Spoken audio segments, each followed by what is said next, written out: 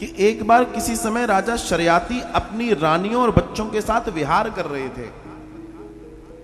उनकी बेटी जो थी वो अपनी सहेलियों के साथ, सुकन्या, एक टीले के पास गई तो सहेलियों ने बताया, देखो इसमें कुछ चमक रहा है, लगता है इसमें मणि है। तो लाल लाल कुछ चमक रहा था उसमें, तो अगर मणि है तो निकाल लेते हैं, सुंदर मणि है। तो इसने एक तीली ली, एक लकड़ी ली और उसको कुरेदना शुरू कर दिया। कुरेदा तो अंदर से रक्त बाहर आ गया उस मिट्टी के टीले में से। जैसे ही उसमें से, टीले में से रक्त बाहर आए, हमने सबने बचपन में सुनी है ये कथा। तुरंत उस टीले को तोड़ा गया तो उसमें एक ऋषि तपस्या कर रहे थे, वो उनकी आंखें फूट गईं। वो ऋषि तपस्या में थे जिनका नाम था च्यवन ऋषि, जिनके नाम से च्यवनप्राश आप खाते हैं, वो थे च्यवन ऋषि। उन्हीं ने च्यवनप्राश की उत्पत्ति की थी। अब समझने का प्रयास कीजिएगा। जब आंखें फूट गईं, सुकन्या ने उनकी आंखों को फोड़ दिया, वे अंधे हो गए। तो जब वे उठे तो उनकी आंखों से रक्त, राजा ने उनको संभालने की कोशिश की, क्षमा याचना की, बहुत सारी बातें हुई।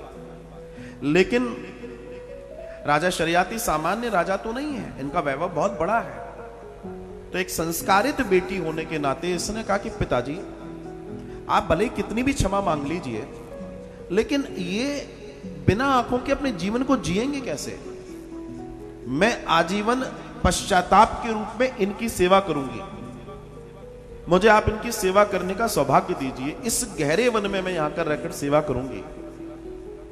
तो दर्शन आता है कि च्यवन ऋषि ने कहा कि तुम मेरी सेवा कर पाओगी? बोला हाँ मैं आपकी सेवा करूंगी, मुझसे दंड हुआ है, मुझसे अपराध हुआ है, मुझे दंड दीजिए। तो उन्होंने कहा देखो, पहली बात तो एक युवा स्त्री का मुझ ऋषि के पास रहना गलत एक दर्शन जाएगा, तो उससे बेहतर है कि तुम मुझसे विवाह करो। जब तक एक संबंध स्थापित नहीं होगा, इस दुनिया में हर एक संबंध की एक स्थिति है और उसी से दुनिया चलती है। बोला तुम भले ही सेवा करोगे पर दुनिया का दर्शन अलग होगा, क्योंकि कचरा, जिसके दिमाग में कचरा भरा है उसको सोने के पहाड़ भी कचरे के ही दिखाई देंगे। जीवन में ध्यान रखिएगा। मैं बार बार अंग्रेजी की एक कहावत कहता हूं, गार्बेज इन गार्बेज आउट। कचरा डालोगे कचरा निकलेगा। कई लोग हैं दुनिया के अंदर, उनको गलत ही दिखता है। क्यों? क्योंकि उनके अंदर कचरा भरा है, उनके अंदर गलत भरा है, वो कभी अच्छा देख ही नहीं पाते। यह नियम है। तो कहा तुम मुझसे विवाह करो। बोला ठीक है मैं आपसे विवाह करने को तैयार हूं। शर्याती ने बहुत मना किया, अपनी बेटी, अपनी फूल सी बेटी कौन दे देगा किसी को? लेकिन उसने कहा नहीं, ये धर्म कहता है कि मुझे इनकी रक्षा करनी चाहिए, मुझे इनकी सेवा करनी चाहिए।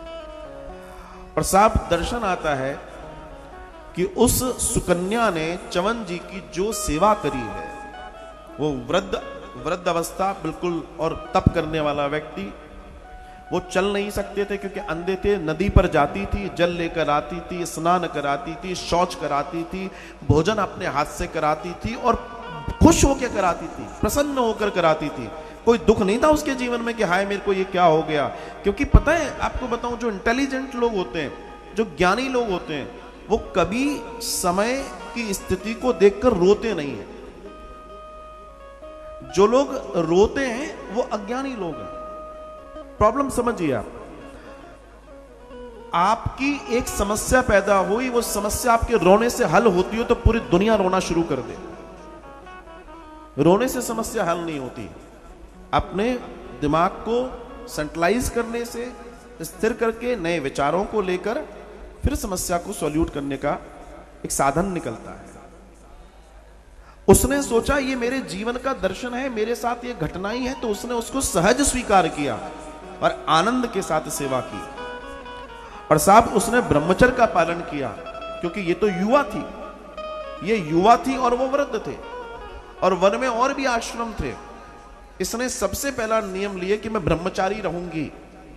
और ब्रह्मचर्य का, अभी मैं दर्शन की बात कर रहा था, ब्रह्मचर्य का मतलब यह है कि सिर्फ ब्रह्मचर्य का मतलब शरीर और उसके संबंध से नहीं है।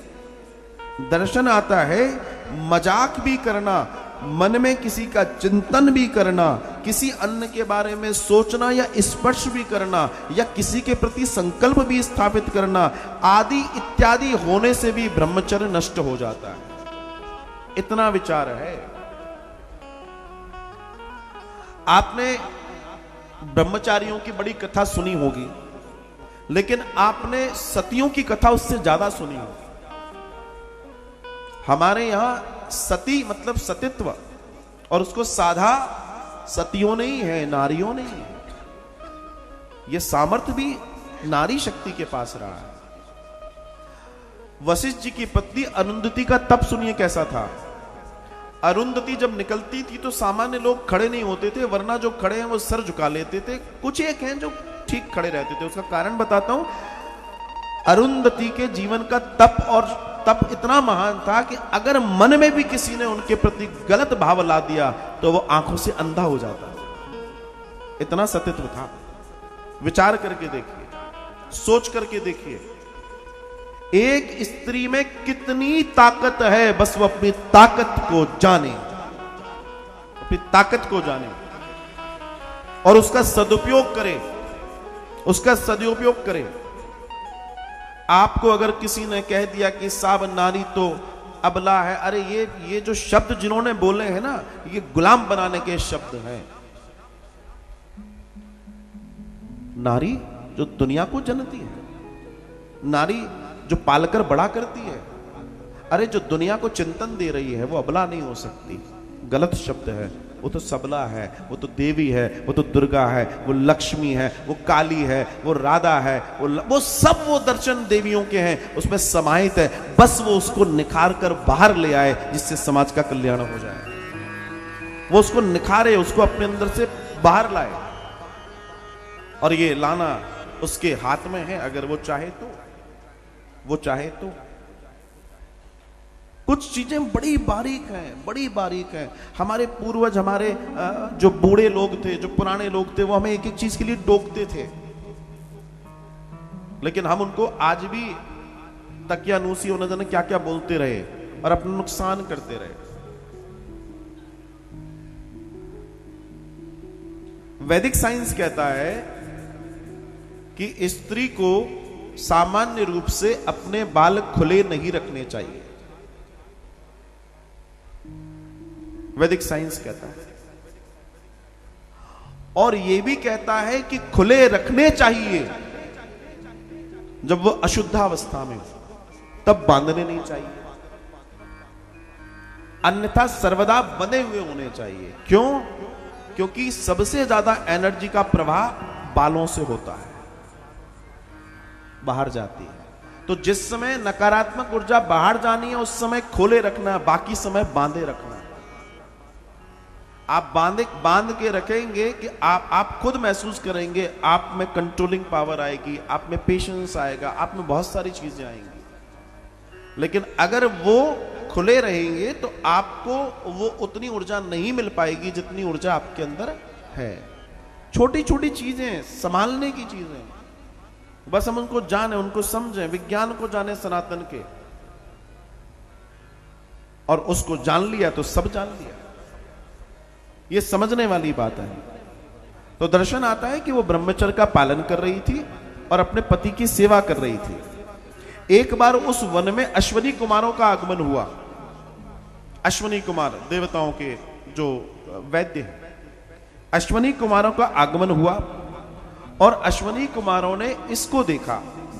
इन्होंने कहा कि ये यहां क्या कर रही है, ये तो इतनी सुंदर, इतनी श्रेष्ठ, इतनी गुणवान है, इसको तो स्वर्ग में होना चाहिए।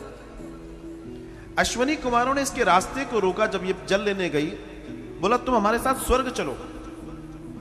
इसने नीचे निगाह करी और ये बस मुंडी हिलाई और वापस अपनी सेवा में चली गई, कुछ बोली नहीं। और दर्शन आया कि ये रोज जाती है अश्वनी कुमार, रोज रोकने का प्रयास करते हैं इसको, और ये इसी स्थिति में रही।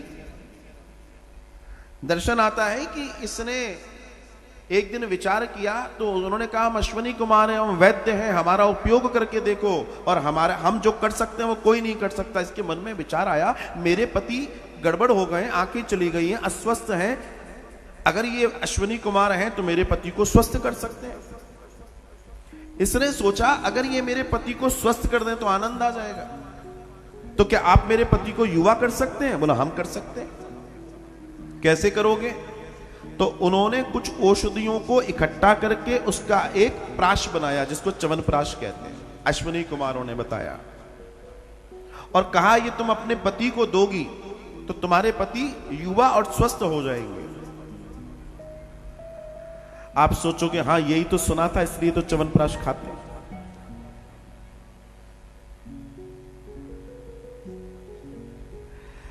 च्यवनप्राश बहुत बड़ी औषधि है, लेकिन बाजार में सामान्य तौर पे आपको वो ओरिजिनली उपलब्ध नहीं हो पाता, और जो ओरिजिनल है उनके ऐड टेलीविजन पे नहीं आते, और ध्यान रखिएगा। जो वास्तव में च्यवनप्राश बाजार में बहुत अच्छे वाले उपलब्ध हैं उनका एडवर्टीजमेंट आपको टीवी पे नहीं मिलेगा, क्योंकि टीवी पे ज्यादातर उन पदार्थों की चीजों के एडवर्टीजमेंट होते हैं जिनमें कुछ भी नहीं है, जो सिर्फ उल्लू बना रहे हैं। और हम उल्लू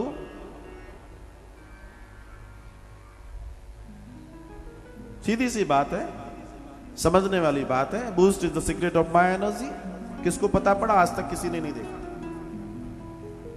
क्यों? क्योंकि भारत के लोगों के अंदर प्रॉब्लम यह है कि एक बड़े स्टोर पे जाना उनको बहुत अच्छा लगता है, मॉल में जाना बहुत अच्छा लगता है, अपने आप को बड़ा इंटेलिजेंट और बहुत बड़ा बताने का प्रयास करते हैं, लेकिन कभी ये नहीं देखते कि इस डिब्बे में डला क्या क्या है, इसके अंदर कौन कौन सी चीजें मिलाई गई हैं कि जो सीक्रेट बहुत अच्छा होने वाला है। They don't no.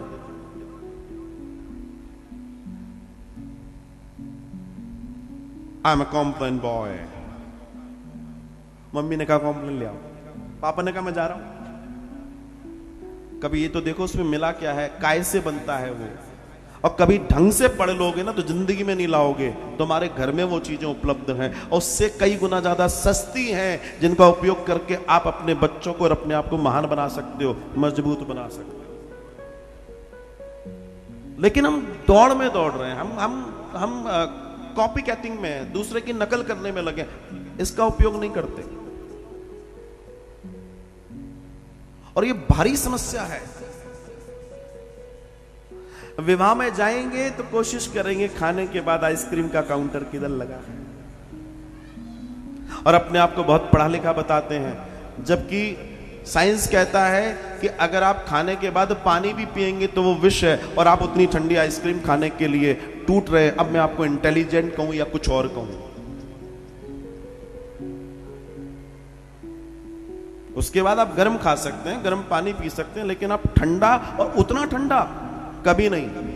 और उसी से आपके अंदर प्रॉब्लम पैदा होती है, आपके हाथों में समस्या पैदा होती है, और फिर आपको प्रॉब्लम्स होती हैं, धीमे धीमे धीमे वो भारी भारी भारी होकर आपके शरीर को बेकार कर देती है, और आपका शरीर गड़बड़ होने लगता है। सीधा सिद्धांत है। लेकिन इन चीजों को समझने के लिए बहुत बारीकियां चाहिए, बहुत बारीकियां चाहिए। आपने एक चीज नोटिस की होगी कि हमारे यहां जब हवन होता है, यज्ञ होता है, कभी नोटिस करना, आजकल तो गूगल बाबा अवेलेबल है, इस बाबा की बात समझ में नहीं आए, गूगल बाबा की सबको आती है। उसमें देखना कौन कौन सी चीजें हवन में मिलाई जाती हैं, वो सारी वो औषधियां हैं जो खाई जाती हैं, वही उसी का हवन होता है। अगर प्रैक्टिकली सही चीजों के साथ हवन होगा तो वो सारी औषधियां हैं। अब आजकल लोग डालें नहीं डालें बात अलग है, वो औषधियां हैं। कई औषधि ऐसी हैं जिनको खाने की अपेक्षा सूंघने से, उनके धुएं लेने से आप में ज्यादा संचार होता है, आपको लाभ होता है। लेकिन आजकल की बात अलग है, चीजों को समझना अलग तरीके से, समझने वाली बात है। तो यहां पर इन्होंने च्यवनप्राश को बनाया और कहा अपने पति को दो और देख लो। तो फिर उन्होंने शर्त रखी, अगर तुम्हारा पति सही हो जाएगा तो तुम्हें हमारे साथ स्वर्ग चलना पड़ेगा। तो इसने कहा अब मैं क्या करूं, फंस गई मैं। तो अपने पति के पास जाकर बोला कि ऐसी ऐसी बात हुई है, लेकिन उन्होंने कहा कि तुम्हारे पति सही हो जाए तो तुम्हें स्वर्ग जाना पड़ेगा। तो दर्शन है कि उसने एक शर्त और रख दी कि ठीक है, अगर हम आपको पहचान लें, उन्होंने कहा कि हम सही तो कर देंगे, च्यवनप्राश बना देंगे, लेकिन तुम हमें पहचान पाओगी। अगर तुमने हमें सही पहचान लिया और गलत पहचान लिया, दो चर्चा हुई। अगर तुम हमें पहचान ना पाई, हम खड़े होंगे पानी के अंदर, हम इसमें से नकली भी होंगे। अश्विन ने कहा कि हम नकली भी बन जाएंगे, असली भी रहेंगे। अगर तुमने हमें पहचान लिया तो हम तुम्हें स्वर्ग नहीं ले जाएंगे, तुम्हें पति के पास ही छोड़ देंगे, वरना हम ले जाएंगे। वो धर्म संकट में हम क्या करें? तो श्रीमान जी के पास गई, च्यवन ऋषि के पास। च्यवन ऋषि ने कही आपका स्वस्थ भी मुझे कराना है, स्वर्ग भी नहीं जाना है, आपकी सेवा करनी है, मुझे सूत्र दीजिए। तो देखिए ब्रह्मचारिणी थी ये, अपने पति के प्रति पूरी निष्ठा और समर्पण था। तो इसके पति ने इसको कहा कि ध्यान रखना, देवताओं के अंदर एक कमी है, हमारी और आपकी जो आंख की पलक है झपकती है ना ऐसे, देवताओं की नहीं झपकती। उसने कहा है अश्विनी कुमारों ने, तुम असली और नकली पहचानना। तो जिनकी पलक न झपके वो असली हैं, जिनकी झपके वो नकली हैं। और उसने ऐसा ही किया, उसका सतीत्व भी बचा, उसे अपने पति को भी प्राप्त किया। और आगे जाकर इन्हीं च्यवन ऋषि ने इस सूत्र को आगे दिया, और आगे जाने के बाद आज वही च्यवनप्राश के रूप में बहुत सारे लोग बहुत सारी चीजों का सेवन करते हैं। हालांकि वास्तविक तौर पे देखा जाए तो च्यवनप्राश बहुत अच्छी चीज है, लेकिन अगर वो शुद्ध आपको मिल जाए या आप बना पाए। मिलता है शुद्ध। मैं अब अभी धोखे से मैंने 2-3 कंपनीज के नाम ले लिए, मैं ऐड क्यों करूं? अब आप सर्च कीजिएगा, आपकी चॉइस है, ये आपकी सर्चिंग है। लेकिन ये बात बता दूं, भारत के अंदर सबसे ज्यादा ठगे जाने वाले लोग अपने आप को तथाकथित पढ़े लिखे लोग जो बताते हैं, वो ज्यादा ठगे जाते हैं। उठाकर देख लेना, मैं सत्य बता रहा हूं आपको। जो अपने आप को ज्यादा तथाकथित पढ़े लिखे बताते हैं वे ज्यादा ठगे जाते हैं, क्योंकि वो अपनी स्मार्टनेस के कारण किसी से पूछना नहीं चाहते, चीजों को समझना नहीं चाहते, क्योंकि वो अपने आप को ही ज्यादा समझदार मान लेते हैं। ये प्रॉब्लम हो जाती है। आखिरी में जाते जाते आपको बता दूं कि च्यवन ऋषि की उस तपस्या से प्रसन्न होकर सुकन्या को फिर युवा और सुंदर च्यवन ऋषि प्राप्त हुए, और इसके लिए उसने भवानी की तप किया था। अपने पति को वो रोज देखभाल करती थी और माँ की मूर्ति बनाकर तप करती थी। माँ की कृपा से ही उससे सुंदर पति मिले, और माँ की कृपा से उसको ब्रह्मचर्य की प्राप्ति हुई, और माँ की कृपा से अश्विनी कुमार का आना हुआ। ये माँ की कृपा से हुआ, अन्य किसी की कृपा से नहीं हुआ। बोल अम्बे माता की जय।